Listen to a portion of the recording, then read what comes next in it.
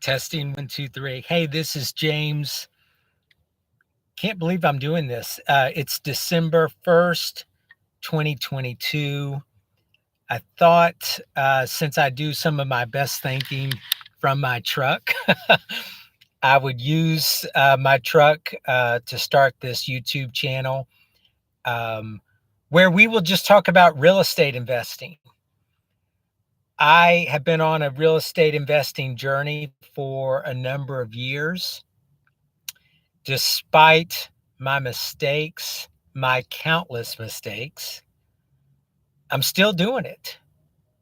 I still love it for some crazy reason. Praise God, I'm still happily married. And I don't think it's given me an ulcer.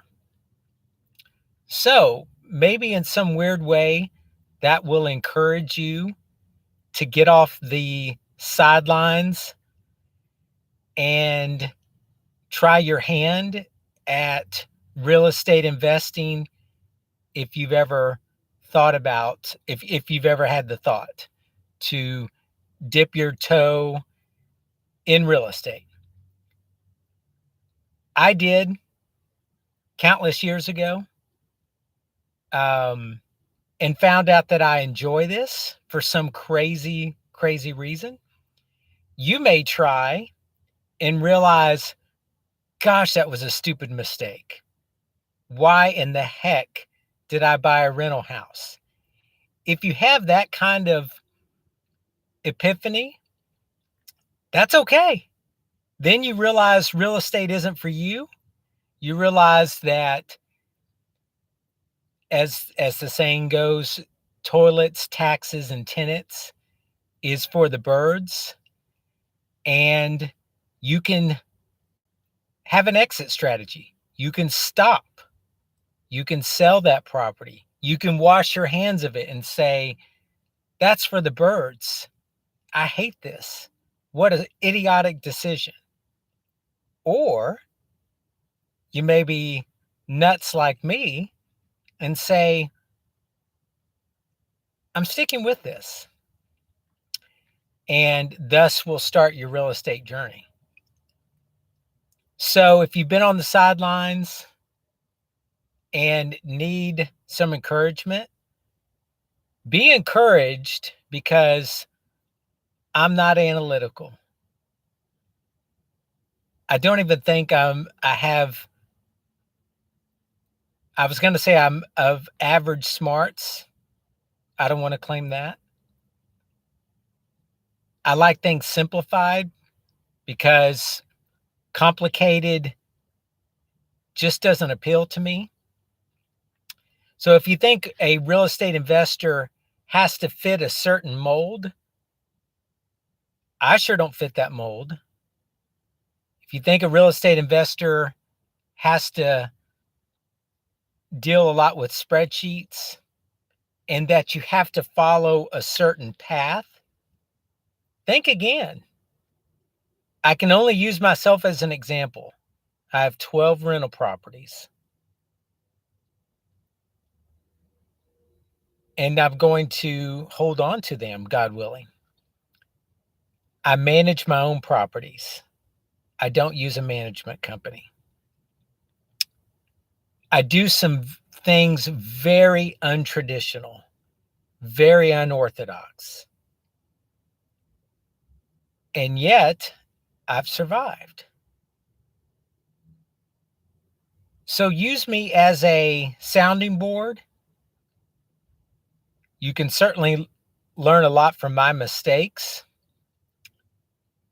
and see where it takes you. By the way, I forgot to bring this with me. Shows you how prepared I am. For, I guess, several years now, I've gotten emails, email solicitations, now text messages almost daily, daily calls. If I could show them to you, I will. Maybe I'll try to do that. And stuff through the mail constantly saying, do you own the property at such and such, such and such? We would like to buy this from you. We would like to take this off your hands. I get text messages. They're the most humorous. I don't block them because I like reading them. You know, hi James, do you own the property at such and such? I'm in the area and I'm buying properties. Can I make you a cash offer?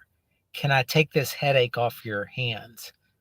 So maybe, just maybe, I'm doing something right if I'm being proactively marketed to by people that want to buy real estate. So I take encouragement in the fact that, hey, if I had to sell my properties, I certainly could. I have no desire to. They would make me a lowball offer. But maybe for the next video, I'll bring those so you can physically see the mailings that I get. And I'll show you some text messages that I get almost every day. Some of them are quite comical. I've replied to a few and just said, yeah, I own this property. And then, of course, they instantly want to make you an offer. I'm not even sure they're all that truthful in their text messages. Shocking, right?